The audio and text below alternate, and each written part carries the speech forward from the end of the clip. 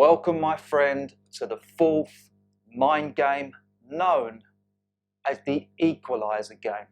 In this tutorial, you're going to learn how to take a subjective bias, a pessimistic outlook, an imbalanced viewpoint, and then equalize it so that you can flip negativity into positivity. Because a positive mind game equals a progressive life. Let's first start this tutorial with what it means to be a subjective pessimist. What does it actually mean to be a subjective pessimist? Well, let me first preface the answer to that question with this statement. There are two inescapable facts. Reality is objective and dualistic. This means two things. The facts of reality are impersonal. They exist separate to the biased perception of the subjective mind, and the facts of reality have two opposing sides. There is both a positive and negative charge to each side with equal value. Human behaviour also has a dual aspect, which means within every good aspect of what we do, there also exists a negative. And within every bad aspect of what we do, there also exists a positive. There are positive and negative qualities with equal merit in everything that we think and do. When the objective, dualistic facts of reality are fully accounted for, we will know that our personalized views and positions in life are not representative of the entire facts. That's because the views and positions that we hold, more often than not, are imbalanced with either a negative or positive quality. Now, when holding on to fixed views and positions in life, we do experience the pain of conflict. The pain arises from trying to affirm and impose one-sided ideals within this dualistic game of reality. Whenever we do take a side, we are met with the frustrations of the opposing resistance. Resistance will always come from those opposing forces and factors that reject, accuse, challenge, and doubt, or stand in the way of our personalized views and positions. Not only that, reality itself does not accommodate fixed positions. Reality itself is in constant flux. Reality is unfolding and changing and evolving. Reality is temporal and transient, and this means that environments, situations, events, and people are never going to be the same for too long, which also means that reality is never going to always perform or remain as we desire it to be. Therefore, to remain steadfast to a fixed position within a changing reality is to experience the pains of undesired change. Change is always undesirable when it conflicts with how we would have preferred things to be. Whenever we do remain fixed to a point in relation to something that is changing, we can feel separate to it, feel out of control, and even start to think that those forces and factors are against us. We can even start to develop this me versus them mentality, which furthers the conflict and anxiety. Conflict will always arise from the need to conserve, defend, or fight for a fixed position. We especially get infuriated or disturbed when the changing facts of reality threaten the comforts, ideals, and security of who we are, what we think, and what we do. Just like when two people in a relationship lock horns and squabble over opposing views, as they try hard to assert their version of events. The funny thing is, we end up in conflict with people that have opposing views when most of the time both sides of the story are right simultaneously. Think about it. Within the objective dualistic reality, opposite positions can have equal standing and merit. To give you an example of this, we only need to look at the recent pandemic, which had caused this cultural bifurcation of two separate camps with opposing views. On one side we have pro-vax, and on the other side we have anti-vax. And if you were to listen to both sides, they have equal standing in their reasoning and rationality. However, the more that we subscribe to the limitations of my terms or my way, the harder the life journey will be. The more likely one is to be met with the harshness of life's terms, which is the resistance, rejection, and resentment from the other or towards the other, where we are constantly locking horns with the situational and relational events of our life. Over time, those triple R's, the resistance, rejection, and resentments, can wear down one's enthusiasm for life and cripple the mind with the negative feedback loop of a pessimistic attitude, where there is an imbalanced tendency to perceive and affirm the worst in situations and people. Pessimism is to stand at the cottage window feeling pissed off with that dirty smear on the pane of glass, whilst oblivious to the cascading sun rays and dancing songbirds outside that exist just beyond that dirty smear. When slanted with a negative perspective, there is a willful blindness to the positive aspects of reality and the propensity to downcast the facts of reality, making things appear much worse than they really are. The pessimistic slant is why people make mountains out of molehills, make the conquerable seem unsurmountable, make the world seem like a hostile place. The subjective pessimist is a person that will dance with free, cynical questions that presupposes that reality is unfavourable. Those questions are: why are they doing this to upset me? Why is this bad thing happening to me? And why can't they see that I am right? Those three cynical questions presuppose that one has been mistreated unfairly, when in actual fact there is no unfairness within this objective dualistic reality. Even that which seems to be so badly against you has its positive value.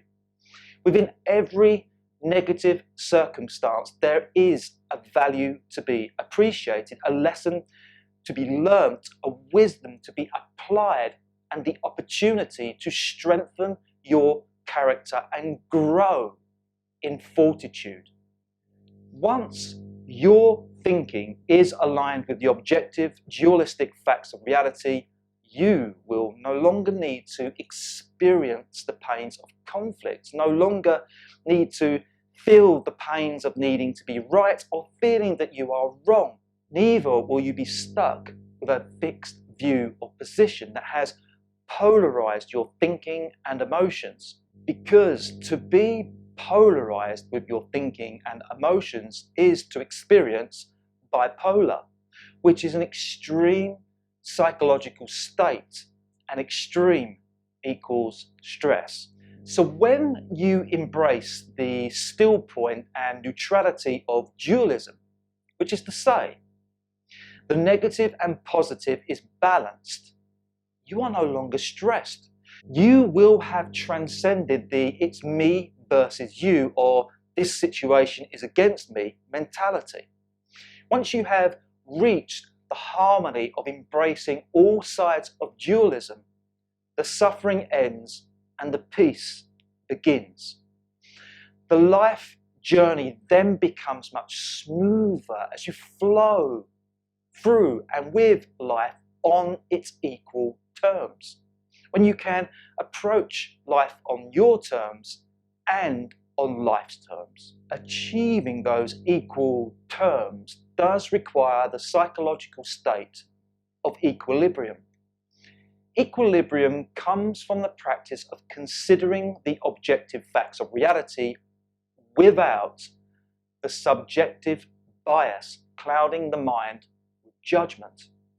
To not be overtaken by the impulsive reaction to make assumptions or conclusions, but to instead incorporate a dual perspective thinking that will ascertain both the negative and positive elements within the objective facts of any situation.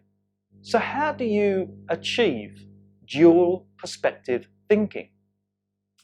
You can rebalance a pessimistic mind by replacing those cynical questions that presuppose something is bad, wrong, or unfair by asking optimistic questions that presuppose something is good, right, and fair. That's because questions change everything. And here is where I want you to now imagine that your mind body is like a supercomputer. Its computation power is relative to its operating software, which means that you can only perceive and behave no different nor better to the current software that you operate with. The operating software that you have is stimulus responsive, therefore it will respond to any stimulus that you feed it with. Whenever you feed your mind with fatalistic questions that presuppose that you have been cursed, are unlucky, at fault, to blame, or misfortunate, you will get a fatalistic answer. So, for example, when asking questions like, why does this bad thing always happen to me? You are commanding your operating software to search its memory bank for life experiences that correspond with that question.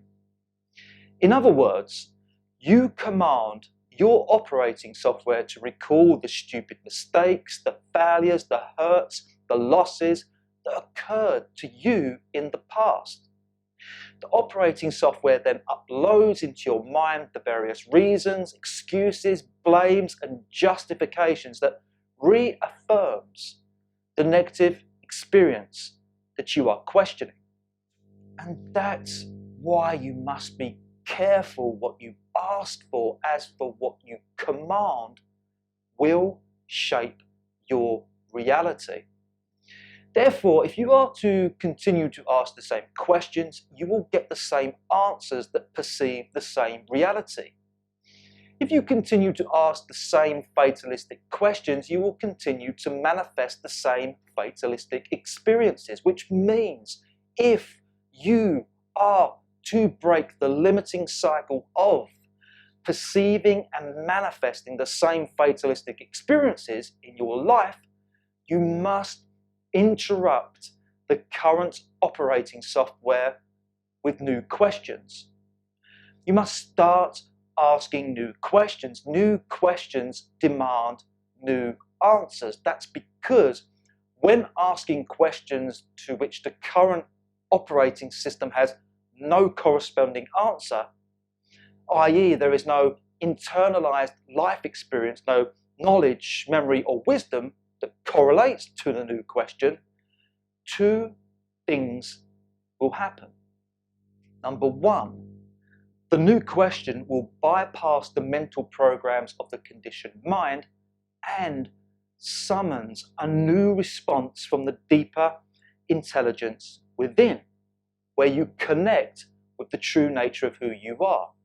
And number two, new questions prompt one to search for new information out there that provides the answer that one is seeking.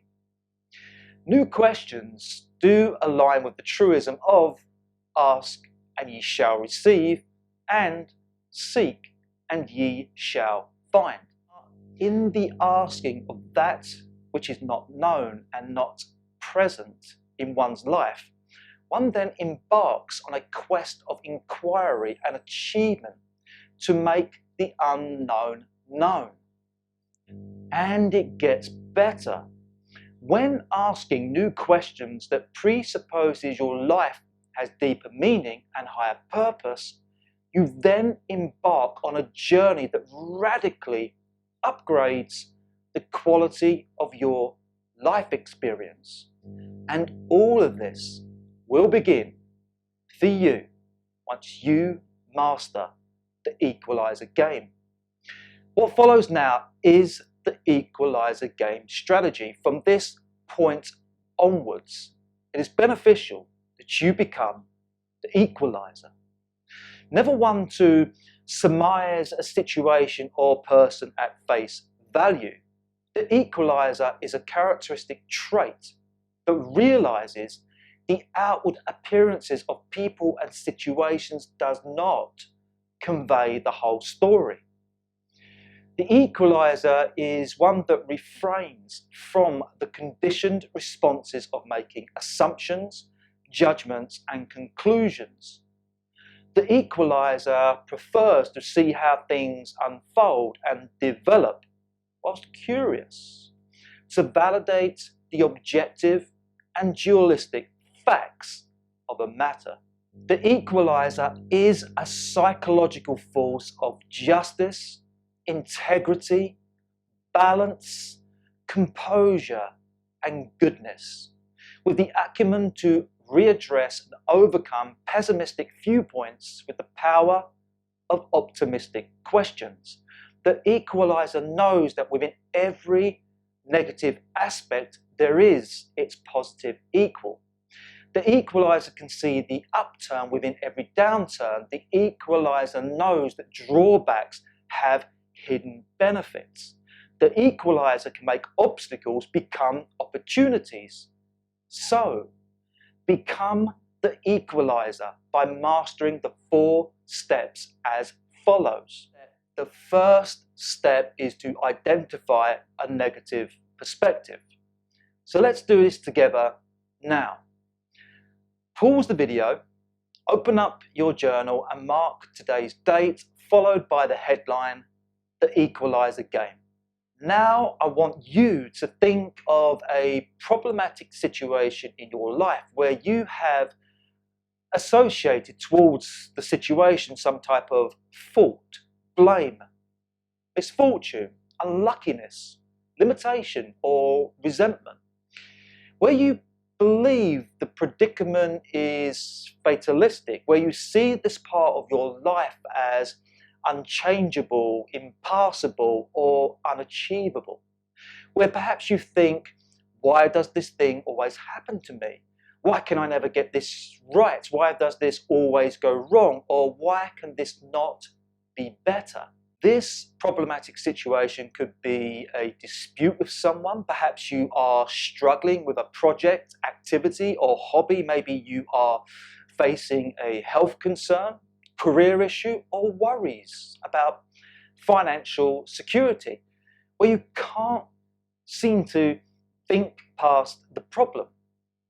Find out what that is for you and then make a written note of exactly how you see and experience that problematic situation. Do it right now and then come back to me for the second step. And with the second step, it is all about equalizing your perspective. Because I need you to realize that regardless of how unfair, tainted, difficult, stuck or impossible things can seem to be in your life, that with the right questions, you can make them seem entirely better. That's because when you ask the right questions to address a negative situation, you can elicit an optimistic response and empower yourself with the inspiration and enthusiasm to behave in a manner that rises you above that circumstance. Asking the right questions at the right time will enable you to put right those wrongs. The right questions will provide faith where hope has been lost. The right questions will lend you a better perspective. The right questions can make the difference between you living in heaven or hell. So what follows now is a set of equalizer questions that I have designed to assist you with eliciting an optimistic perspective to counterbalance the negative perspective that you have identified in step 1. These equalizer questions that you are about to learn will revolutionize the way you perceive and then engage with this part of your life. These questions will presuppose that your situation comes with a positive intent, a beneficial outcome, and a crucial life lesson to be gained. These questions assist you to see the good within the bad. These questions will enrich your perception of the situation with deeper meaning and higher purpose, and empower you to see this part of your life through constructive and compassionate eyes. Now I want you to readdress the negative perspective that you have identified in step 1 using the equalizer questions that follow. Provide multiple answers to each question for maximum effect. And before we get started, here is a great tip that will give your answers some heart. I want you to ask, why is this important to me? After you've answered the question. And repeat this 7 times so that you have 7 different answers to each question. This unique technique will bypass the conditioned response of the mentally programmed ego and elicit a heartfelt response from your deeper intelligence. And please be patient as you first do this exercise, especially when asking questions like, what is good about this problem? Because your current operating software may shoot back with absolutely nothing. This situation is terrible because of blah, blah, blah. Remember, the mind cannot think beyond what it currently knows. So keep asking the questions until you get a new response from within, or you are prompted to seek new answers from without. And to help you get started with these new questions, I will go through them with you now. And there are 19 questions in total. Let's begin the equalizer questions.